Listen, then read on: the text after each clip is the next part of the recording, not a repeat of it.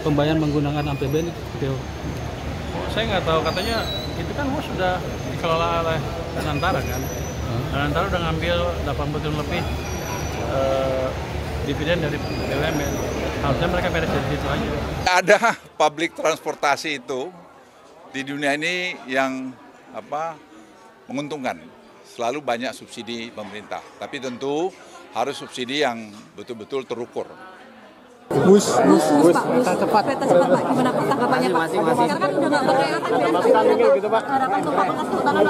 Nah ini yang harus diteliti karena ada dugaan markup. Dugaan markupnya gini Mas, ya, itu harus diperiksa ini. Uang lari kemana?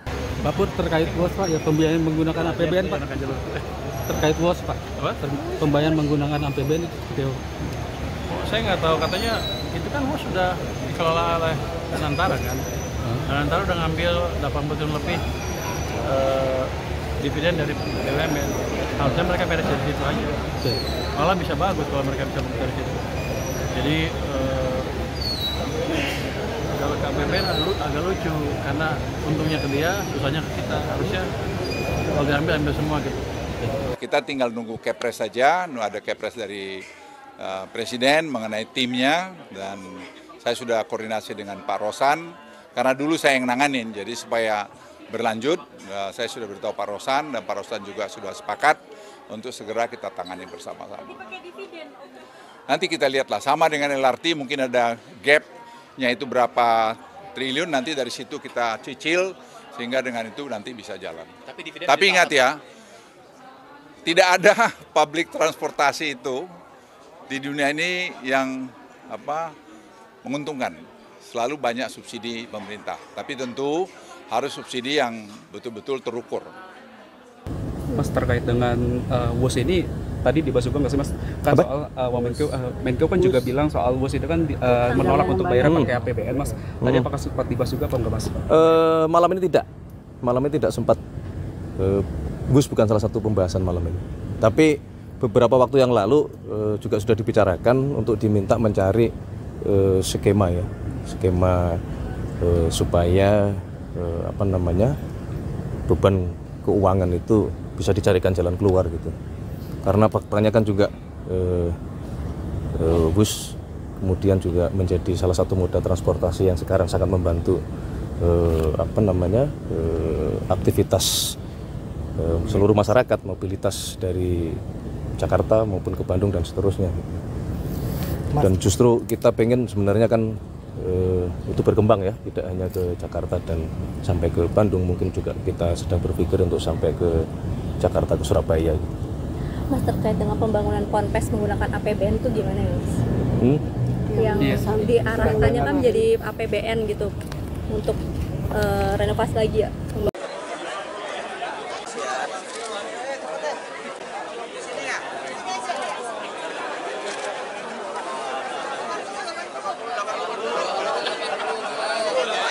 Pak, terkait bus yang masih APBN gimana Pak?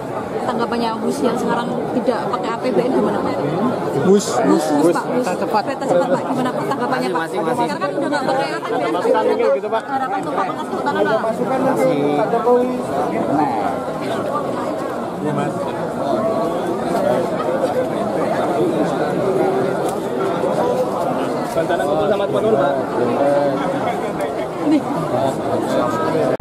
Kan jadi Pak, banyak yang mengapresiasi dengan cara-cara, terutama Pak Mahfud juga mengatakan, misalnya yang paling besar sekarang itu yang lagi rame soal WOS Pak. Nah, ini nggak mau dia, ini harus jangan APBN, kan sudah dividen kita sudah di handle oleh Danantara, udah Danantara dong. Kira-kira itu gimana saya dukung nih. WOS ini mengancam masa depan kedaulatan kita, bangsa kita, rakyat kita dan sebagainya, karena ini hutang yang sangat besar dan sangat aneh, merupakan satu bisnis B2B, business to business, BUMN dan BUMN sana, tetapi sekarang hutangnya bertambah terus. Bunga hutangnya aja setahun itu 2 triliun. Bunga hutang saja? Bunga hutang saja. Sementara dari tiket hanya mendapat maksimal 1,5 triliun. Jadi setiap tahun bertambah kan? Bunga berbunga terus, negara nombok terus. Dan itu kalau lihat term anunya itu bisa sampai 70 tahun, 80 tahun. Ya. Ini utang-utangnya kalau normal gitu. Masalahnya apa gitu? Hutang bertambah terus. Ya.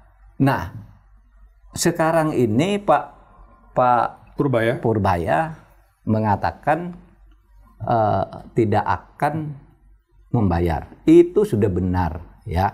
Cuma persoalannya kalau tidak akan membayar ini bagaimana nasibnya itu? Betul. Nasib ini.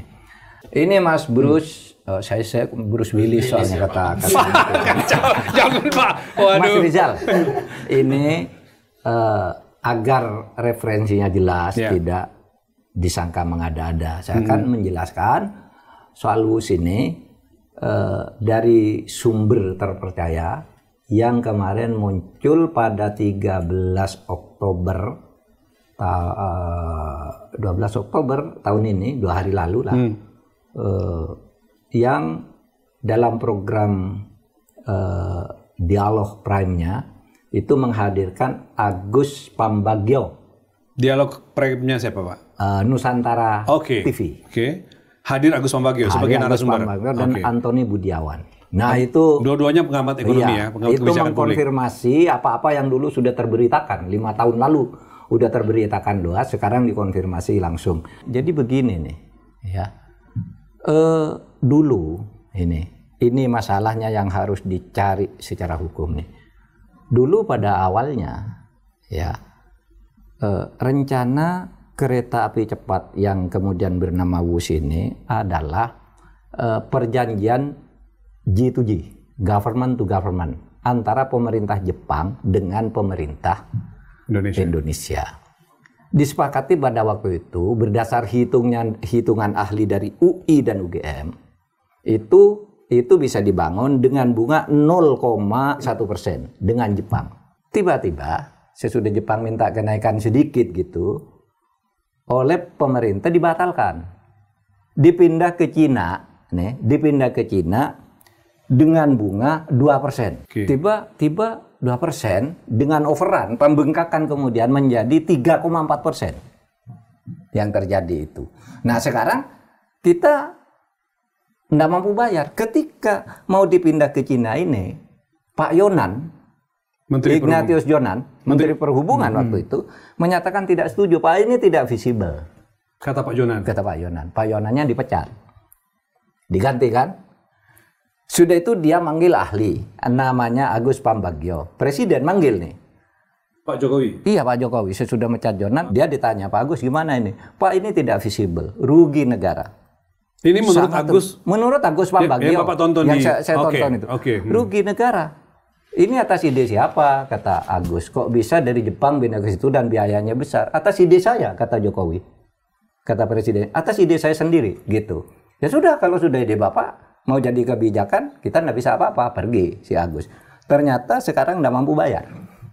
Dan tidak mau bayar Purbaya. Menurut saya benar Purbaya. Gitu. Karena apa Mas? Ini masalahnya sangat memberatkan bangsa. Kita membangun itu, menghilangkan pembangunan untuk rakyat yang lain kan. Hanya disedot untuk ini. Gitu. Nah, apa akibatnya kalau misalnya nggak bayar? Satu, pilot. Dipilotkan. Yang sekarang sedang kita nikmati ini. Iya, atau itu diserahkan ke Danantara atau apa? Mau di-bailout oleh negara, kita bailout terus-terusan. Nah, ini yang harus diteliti karena ada dugaan markup. Dugaan markupnya gini, Mas. Ya, itu harus diperiksa ini. Uang lari kemana? Menurut perhitungan pihak Indonesia, biaya per 1 kilometer kereta WUS itu 52 juta US dollar. Tapi di Cina sendiri hitungannya 17 sampai 18 juta US dollar. Naik 3 kali lipat kan? Ini siang naikkan siapa, uangnya kemana? Naik 3 kali lipat, 17 juta US dollar. Ya, dolar nih. Amerika, bukan rupiah. Per kilometer menjadi 52 di Indonesia. Nah, itu markup. Harus diteliti. Siapa dulu yang melakukan ini? Saya khawatir. Kenapa nih? Saya anggap ini bagus si Purbaya demi rakyat. Tapi juga harus diingat itu akibatnya sangat berbahaya bagi rakyat. Karena misalnya kita gagal bayar, itu kan berarti Cina harus ngambil tuh. Ini punya saya kalau gitu.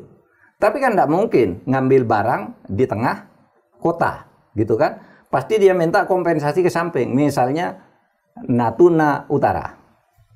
Karena itu pernah terjadi ke Sri Lanka. Sri Lanka juga melakukan kayak gini, ya membangun pelabuhan, tidak mampu bayar, pelabuhannya diambil sampai sekarang oleh Cina karena Anda tidak bayar.